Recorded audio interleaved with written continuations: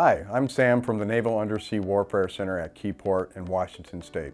At Keyport, we primarily repair and build torpedoes and unmanned underwater vehicles. Today's activity is squishy circuits. So we're going to talk about circuitry and then we're going to make some circuits of our own. Before we get started, we're going to do a demonstration on conductive versus insulative materials. So I have here in front of me a tube. It's got some wires in it and has a little battery. And notice when I touch both ends with my hand, okay, it lights up, makes a real obnoxious sound. And that's because I've created a circuit with my body and the tube. About 70% of our bodies is made up of water, which is a conductor. A conductor allows the flow of electricity, whereas an insulator does not. So when you think of a circuit, there's typically four things that go into a circuit. You have the load, which is the item that you're trying to power, such as this tube here, or a light in your house. You have a conductor, which is an item that allows the free flow of electricity, such as water, which is one that we already mentioned, or wires is a good example of a conductor. You need a power source, such as a battery, and you also need a switch, a method to turn the circuit on and off, or to go from an open to a closed circuit, or vice versa. So in this example, right now we have an open circuit because my other hand is not touching the end of the tube, so there's no direct path for electricity to freely flow. Okay, and electricity does like to flow in one direction. Think of it as kind of a circle or a loop. So when I take my other hand and I grab the other end of the tube, I've created a closed circuit. Okay, so while you're following along, we're going to test some different materials to see whether or not they're conductive. So while you're watching, I want you to think about whether you think the material is a conductor or an insulator before I demonstrate it. So first, I have this wooden popsicle stick and I'm just going to hold it in my hand and touch it to the other end of the tube and see whether or not I complete a circuit. Okay, so that did not work, so we know that wood is an insulator. It does not allow the flow of electricity. So here I have a metal washer. So let's see how this works. Okay, so we know that this metal is a conductor. So here I have a screwdriver.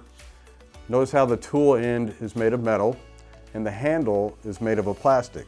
So I'm going to hold it at the tool end, so my hand is actually touching the metal, and we're going to see if it is a conductor and allows the flow of electricity. Okay, so that worked. Now I'm going to move my hand up to the handle of the screwdriver and we're going to see if that will allow the flow of electricity. And it does not. So we know that this handle, which is made of a plastic, is an insulator. Okay, so now onto our squishy circuit. So I have here a ball of dough, which is conductive, and it's conductive because salt has been added to it to make it conductive. So the first thing that we're going to do with this is we're going to separate it into two separate balls, and you can make balls out of this dough simply by rolling it in your hand like this. It doesn't have to be perfectly round. Just like that is sufficient. You're going to do the same thing with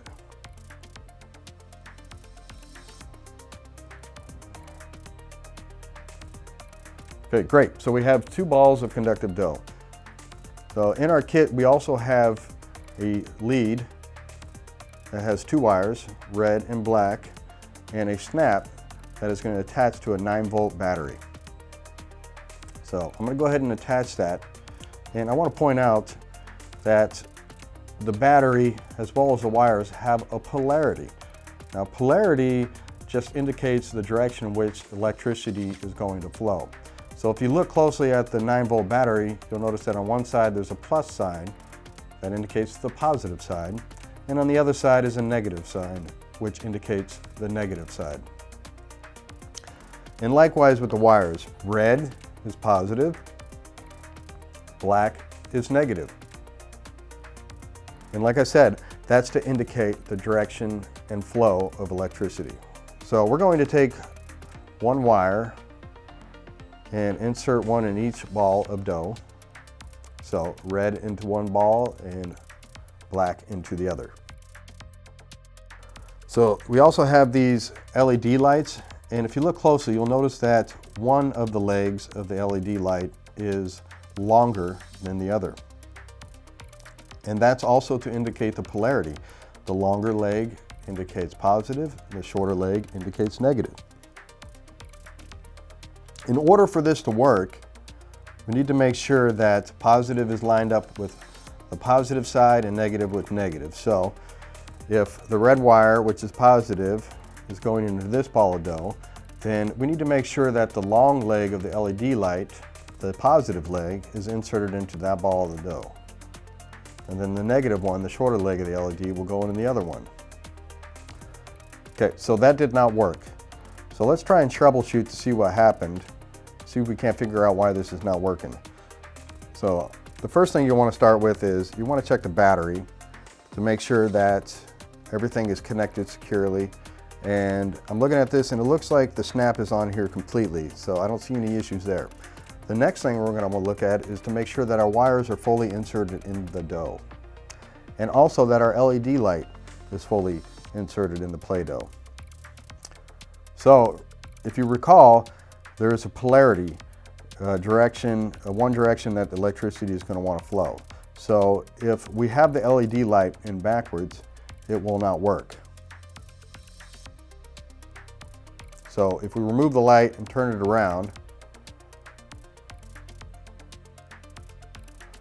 okay, so that also did not correct it.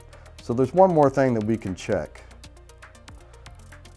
If these balls of dough are touching, which it looks like they are, then it'll create a short and your LED light will not work. A short is created when two conductors come into contact when they should not.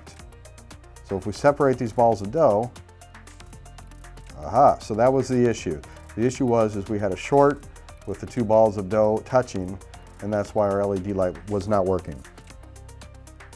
Next, we're going to create a series circuit. So at this point, you can go ahead and remove your LED light and the wires from each ball of dough. And we can go ahead and take each ball of dough and separate it into two more so that we end up with 4 total balls of dough. Okay, so now that we have 4 balls of dough, we're going to use the same wire and battery setup that we use for the first circuit. And we're going to insert one wire into each of the end balls of dough. So I'm going to insert the positive one there and the negative one there at the ends. Okay, so notice how none of the balls of dough are touching, okay?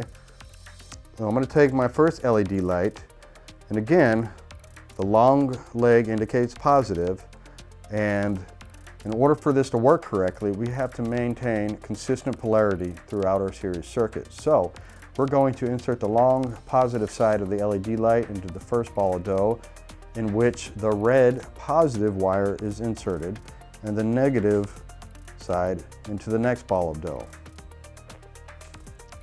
Okay, so notice how that's not working. And that's because we still have an open circuit. There are gaps here. There's no continuous path for electricity to flow. So now if we were to take these 2 end balls of dough and push them all together, notice how the LED light will now work, and that's because there's now a continuous path for electricity to flow. We'll go ahead and separate those again.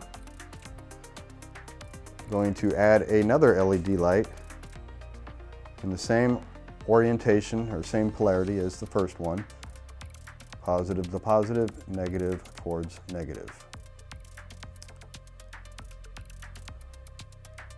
Okay, so I have inserted the second LED light and it's still not working. It's because, again, we still have an open circuit. And here is a third LED light. Okay, so that is working great. We've created a continuous path for electricity to flow, so all three lights are working. So you may notice that the lights are now duller than if we were just powering one LED light by itself. And that's because the power from the battery is now being distributed amongst more loads. And so there is less power to go around. So let's see what happens when we push two of these balls of dough, and we'll do the ones in the middle together. So we have created a short for the center LED light, and so that one is not working. However, the other two are working. Not only are they working, but they are also brighter than they were before. So we'll go ahead and separate those two balls out again, and now they're all working again. But the two outside LEDs did get noticeably duller. Okay, so now let's remove these LED lights and the wires. And we're going to take our dough and we're going to roll it into two tubes. I'm going to use two of the balls of dough and I'm going to roll it into tubes approximately 4 inches long. You can make yours longer if you would like.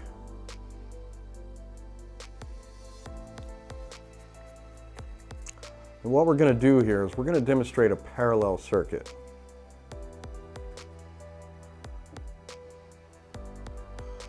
Okay, you're going to want them close together but not touching.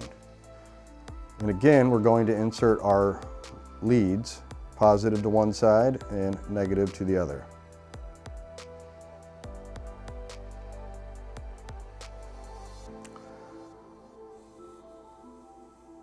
Okay, and I'm going to take my first LED light and insert a leg into each of these rolls of dough. Okay, so that didn't work. So we're going to have to do a little troubleshooting and try and figure out why that didn't work. So I'm going to check and make sure that my battery and battery snap is connected. Okay, looks like both of my wires are inserted into the dough correctly. The dough does not appear to be touching. So let's try and turn the LED light around to make sure that I have it in the correct polarity. Okay, so that worked. So I had inserted my LED light backwards, and once I turned it around, it worked perfectly. So again, remember, on these LED lights, one leg is slightly longer than the other. The longer leg indicates the positive side. I'm just going to keep adding them and see what happens. And when you insert these, just be careful to watch your tubes of dough, because the legs of the LED lights likes to pull the tubes together.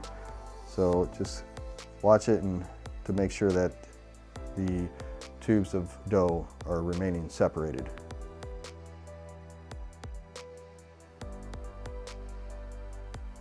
Okay, they all went out, and I think it's because, yep, the tubes of dough were touching. So we just pulled them apart a little bit, and now they're working.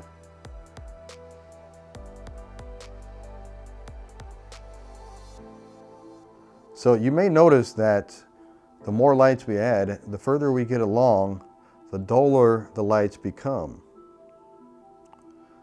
And again, that's because the power is being redistributed amongst more loads or lights. But also notice how bright this first LED light is, the red one here. And that's because it's in the direct line of the electricity. And so the electricity from the battery is powering that light first, and that's why it's the brightest. As the further along you get, the less electricity there is to share amongst the other lights. And that is a parallel circuit. And the great thing about a parallel circuit is that if you were to remove one of the lights, the rest will still work. So think about maybe your own house. If a bulb were to go out in your kitchen, the light in the living room would still work because they are also on a parallel circuit. Whereas if they were on a series circuit, if one bulb in your house were to go out, then the rest would not work as well. So today we've learned about circuits. We made our own basic circuit, our own series circuit, and a parallel circuit. And that's it for Squishy Circuits today, everybody. I hope you had fun. See you for the next activity.